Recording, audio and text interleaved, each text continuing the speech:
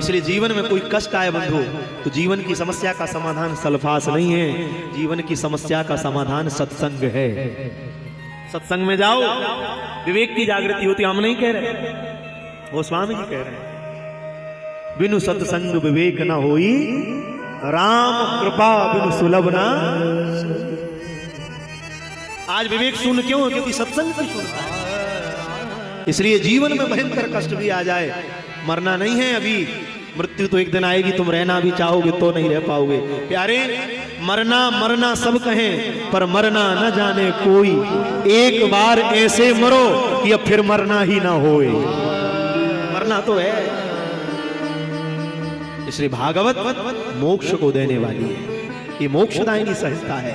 और कृपा से तो केवल संसार मिलता है, पर भागवत रूपी सत्संग किससे मिलता है? आप जितने लोग बैठे हो, 8 वर्षों से यहाँ गंगा बह रही है, विचार करो, निरंतर 8 वर्षों से गंगा बह रही है। इस शिवलोक नगर वालों पर भगवान की केवल कृपा नहीं है, अति कृपा का फल है। क्यों? कृपा से संसार मिलता। गोस्वामी कहते हैं, अति हरि कृपा जाई पर होई, पाँव दे यही मार्ग सोई। राम सिया राम सिया राम जय जय राम, राम सिया राम जय जय राम। अति हरि कृपा जाई पर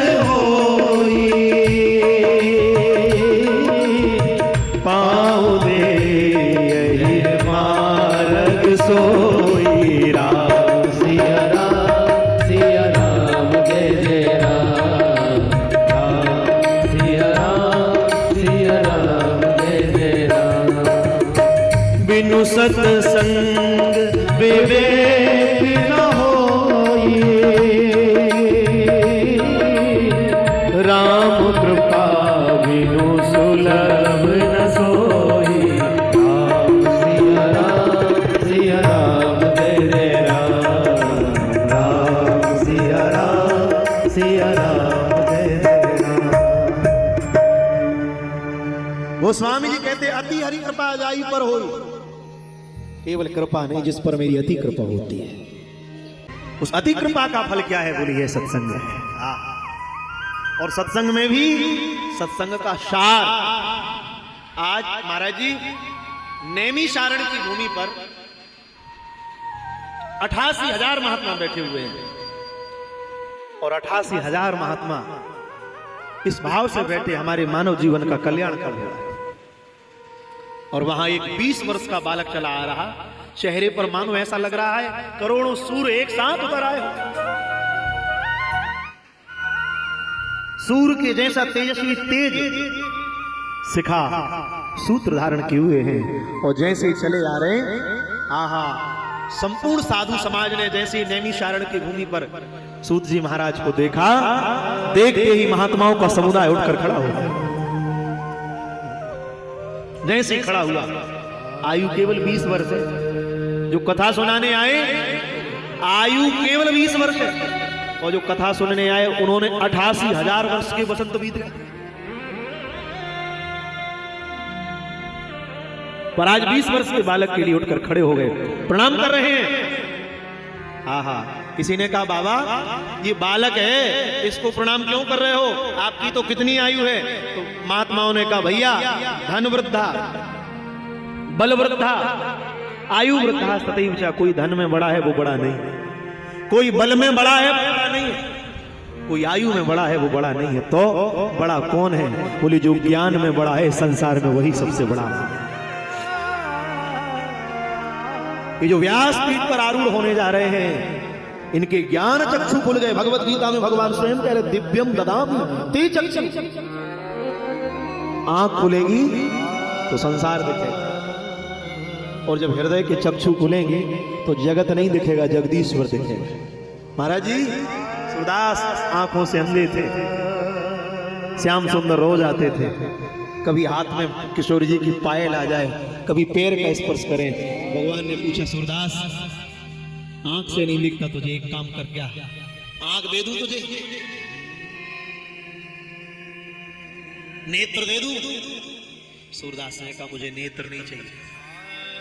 बहुत ध्यान से सुनना, सूरदास ने क्या कहा? मुझे नेत्र नहीं चाहिए, तो इस संसार को देखना है। उन्होंने कहा नहीं, नेत्र नहीं चाहिए। क्यों नहीं चाहिए नेत्र? उन्होंने कहा अगर मैंने आपसे नेत्र मांग लिए तो नेत्र अगर आपने दे दिए तो कल से आप मेरे पास नहीं आओ। जगत तो देख पाऊंगा पर जगदीश्वर नहीं देख। बहुत भगवान ने कहा नेत्र ले ले, संसार देख लेगा, बहुत सुंदर संसार है। नहीं, आंख आ गई तो फिर संसार दिखेगा, कल से तुम आना बंद कर दो। दिव्यम ददामि ते चक्षु, उसने आंख नहीं मांगी, चक्षु मांगे। हृदय के चक्षु खुलते थे, उनसे भगवान का दर्शन होता था, भगवान श्याम सुंदर का स्पर्श होता था।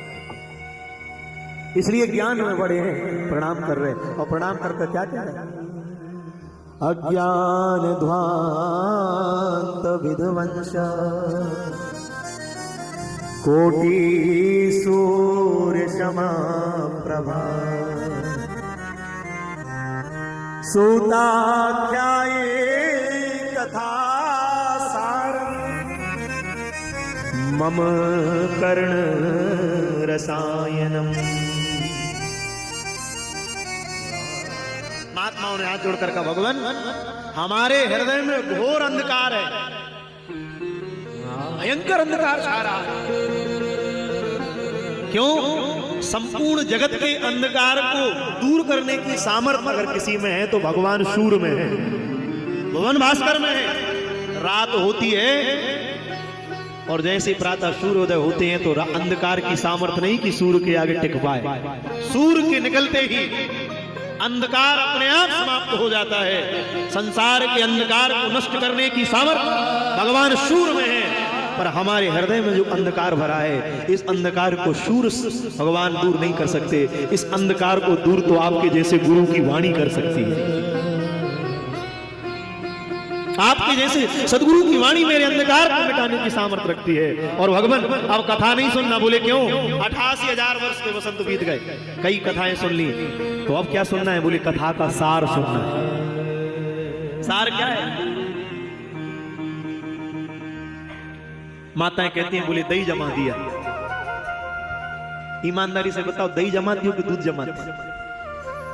बोलो बोलो। दूध जमाती। कहते क्या हो?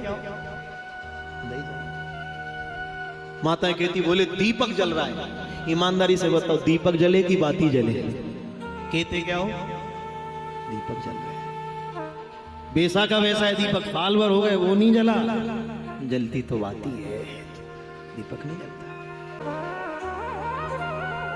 दूध है, दूध दूध से चाय बन सकती है,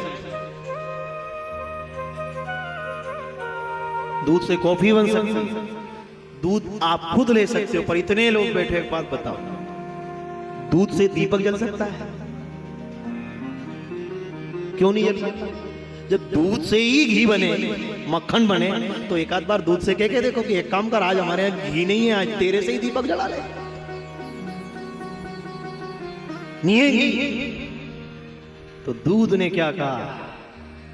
अभी मैं दूध हूं, मैं चाय बनाऊं, मैं कॉफी बनाऊं, आप मुझे आरोप लो, पर मैं दीपक नहीं जला सकता। दीपक कब जले?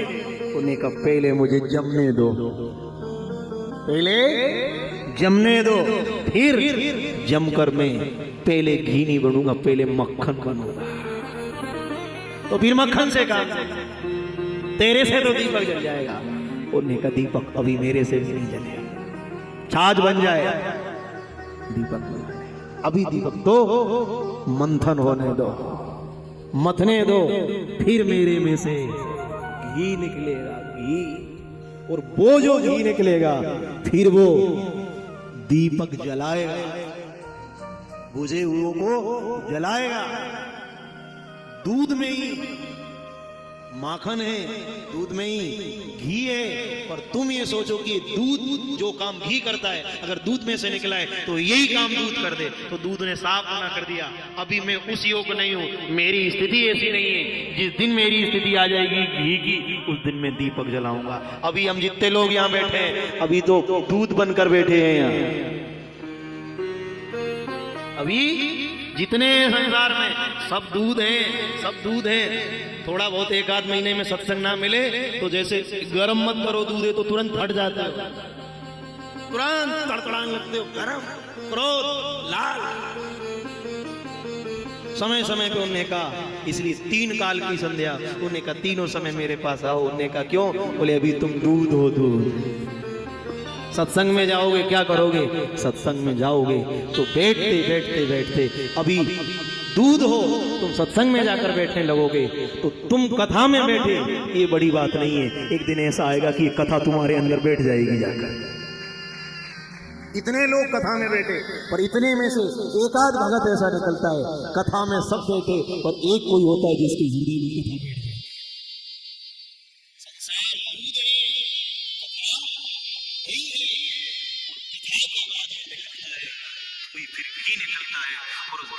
जलता है तो ज्ञान की ज्योति जलती है, और जब ज्योति जलती है तो अंधकार नष्ट हो जाता है, और अंधकार नष्ट होता है तो फिर ओमकार बिंदु संयुक्तम भगवान का साक्षात्कार हो जाता है। कोई पूछ ले आजकल कथाओं में क्यों जाते हो, तो कहना भैया अभी तक दूध थे, अब थोड़ा मक्खन बनने का प्रयास कर रहे हैं, थोड़ा मक्खन। इसलिए महात्मा तुलसी ने क्या लिखा? नवनीत, नवनीत लिखा उन्होंने। सत्संग आओगे ये नवनीत बना देगी, कोमल बना देगी, किसी के कटु बात ये सब सहने की सामर्थ्य देती है। इसलिए हम प्रायः कहते हैं जो इस नगरी में रहते हैं उन्हें बावरे बावरे कहते हैं। जो इस नगरी में रहते हैं, भगवान के यहाँ जाओ, सत्संग में जाओ, दर्शन जाओ तो क्या कहते हैं? जो इस नगरी में रहते हैं उन्हें बावरे बावरे कहते हैं। और जो चुगली निंदा सह ना सके तो इस नगरी में आए क्यों? जो चुगली निंदा सह ना सके तो इस नगरी में आए क्यों? हमें काम क्रोध से बचना है, ये माया की सब रचना है। जब विषयों से मन हटा नहीं तो भक्ति का ढोंग रचाए क्यों? ये कथा सब संसार ताने दे, सब दे, फिर भी सुनने की सामर्थ्य देती है। सुनो, इसलिए कथा में क्या होता है? श्रोता और वक्ता के बीच का एक संबंध है। उस वक्ता और श्रोता के संबंध को कहते हैं श्रवण। श्रवण भागवत के सप्तम स्कंद में प्रहलाद जी अपने पिता से कह रहे, पिताजी मैंने गुरु जी के यहाँ जाकर क्या सीखा? बोले श्रवणम, मैंने सुनना सीखा। कोई भी कहे आप सुनो, सुनकर प्रतिक्रिया मत दो। ये संसार है, हम लोग घबरा जाते हैं, हमारी कोई निंदा करे, ये करे। एक बात ध्यान रखा करो, जो अच्छे हैं उनकी निंदा होती है, जो बुरे हैं उनको कोई पूछने वाला ही नहीं। अपन इतने लिए घबरा जाते हैं, लोग हमारे यूं के साथ ये कह दे, ये कहने दो जिनको ये कहना है। क्यों? अच्छे हो तुम, सच्चे हो, इसलिए कथा सुनाती है श्रवण। विभीषण जी राम से मिले थे, राम ने विभीषण से पूछा था, विभीषण तू मेरे पास आ कैसे गया? राक्षसों के बीच में रहता था, हम लोग तो बहुत अच्छी जगह रह रहे, शिवलोक नगर में रह रहे, बहुत अच्छी जगह। वो तो राक्षसों क्या रहता था? राक्षस। जैसे ये 32 दांतों के बीच में जीभ रहती है ना, जीभ इतनी सावधान रहती है, इतनी सावधान रहती है। दांत कहते हैं बोले थोड़ी इधर उधर सोई चट कर देंगे।